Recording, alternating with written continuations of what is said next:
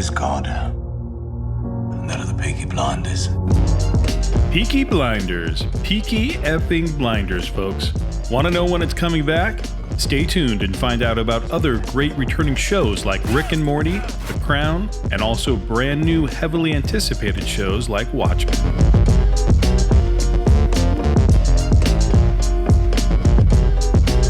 All right, let's dive into all the best new and returning shows coming soon to your TV, or computer, or tablet, or phone, or well, you get the idea.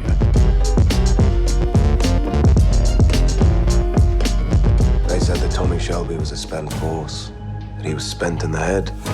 3, 2, 1, bang. Peaky Blinders is back. If you haven't been watching Peaky Blinders, what the heck are you doing here? Go binge watch the first 4 seasons over at Netflix and then come back.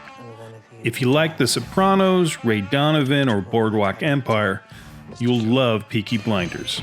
And do yourself a favor, switch on closed captioning so you'll be able to understand the thick Cockney accents of Tommy Shelby and his family of gangsters. You'll thank me later. Looks like Season 5 continues to see Tommy clashing and contriving with communists, gangsters, and the Crown. Peaky Blinders Season 5 drops on Netflix October 4th. Up next, Watchmen, the all-new series over on HBO. We convinced ourselves that they were gone, but they were just hibernating. In 1986, the original Watchmen comic book series by Alan Moore and Dave Gibbons revolutionized the industry. Unfortunately, the movie directed by Zack Snyder in 2009, while lovingly true to the original material, didn't quite have the same effect. You see, Alan Moore wrote a comic book about comic books and took all the stereotypes and conventions and turned them on their head. This new reinvention of the Watchmen universe looks to avoid the pitfalls of the film by telling a different story. Damon Lindelof, of Lost and Leftovers fame, showruns the series that takes place some 34 years after the comic book ended. Some original characters, Dr. Manhattan, Silk Spectre, and Ozymandias, will return, but this story will be set in Tulsa, Oklahoma, and centers around a group of Rorschach mask-wearing vigilantes that force the police themselves to start wearing masks. Definitely looks worth checking out.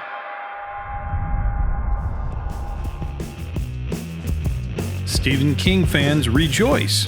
Castle Rock is back for Season 2. Season 1 did a great job of drawing on the mythology of the Stephen King universe to tell a compelling and scary story. References to Needful Things, Shawshank Redemption, Cujo, The Shining, and many others filled the screen. Not to mention that it featured the actor who just happened to play a famous, terrifying cosmic clown. Season 2 looks to tell a new story, this one drenched in misery. That is to say, the character from Misery, Annie Wilkes, played by Lizzie Kaplan, will be the focus of this season.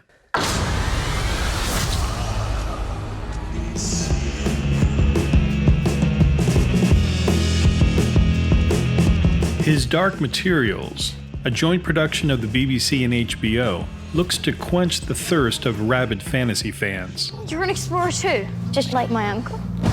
I can teach you to wield power, but you must let me mold you. This adaptation of Philip Pullman's novel series is set in an alternate world where all humans have animal companions, which are a manifestation of the human soul. Looks pretty interesting. We'll see how it all plays out.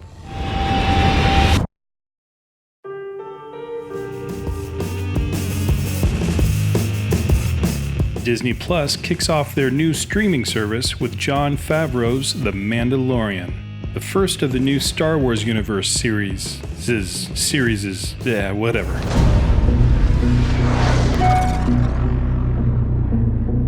Set 5 years after the fall of the Empire, as depicted in Return of the Jedi, it follows a bounty hunter. Well, no, not that bounty hunter. In the outer reaches of the galaxy, doing, bounty hunter things. This space western stars Pedro Pascal, who was awesome in Narcos, and even has an appearance by noted documentary filmmaker Werner Herzog. Do you agree? Disney Plus opens its Magical Kingdom streaming gates on November 12th and will be home to all things Disney, Pixar, National Geographic, and of course Marvel. And you're certainly going to want to get it, if only for all the Marvel Universe series that are in the pipeline. Next up is The Crown, Season 3. Now, I'm not particularly an Anglophile or someone who stays up on all things related to the royal family, but The Crown is simply an excellent drama series. The new season features Olivia Colman, who succeeds Claire Foy in playing Queen Elizabeth II, and spans the years of 1964 to 1976. One just has to get on with it. Rick and Morty is back. This insanely great animated sci-fi comedy is unlike anything else on television.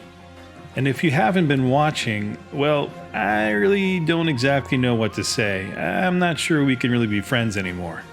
Creators Dan Harmon and Justin Roiland recently signed on to produce another 70 episodes of mind-altering hilarity. So fans will have plenty to argue about over in Reddit land for some time to come. The exact premiere date for Rick and Morty's latest season hasn't been announced, but speculation has it that November 17th is a good bet. Also, all you Dan Harmon fans, be sure to check out Harmon Quest over on VRV or Verve or whatever. It's a crazy animated series of Dan and his Harmontown podcast buddies playing Dungeons and Dragons with guest comedians joining in. Improvised lunacy ensues, and well, you get the idea. And finally, last but not least, The Witcher arrives in December to hopefully fill the Game of Thrones-sized holes that we've all had since the Westeros drama limped to a close this past summer. I haven't read any of the books myself, but it looks pretty cool and stars Superman actor Henry Cavill, minus, of course, his CG-removed mustache. No matter what you choose, you'll come out bloody.